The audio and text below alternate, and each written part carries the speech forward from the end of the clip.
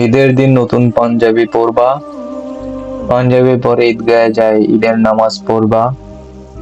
ঈদের নামাজ শেষে বাড়ি ফিরে মায়ের হাতের মজার সুস্বাদু খাবারগুলো খাবা।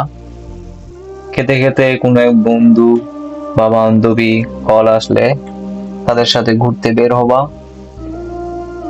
প্রকৃতির সাথে কথা বলবা, প্রকৃতির সাথে আনন্দ করবা।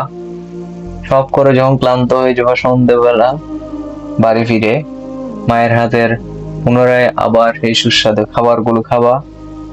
খেয়ে ঈদের বিভিন্ন অনুষ্ঠান দেখে, নামাজ কালাম পড়ে, বন্ধুদের সাথে আড্ডা গুজব সব শেষ করে একটা শান্তির ঘুম দিবা। ঘুম দিয়ে উঠে পরের দিন একই রূপে একই আনন্দগুলো করবা।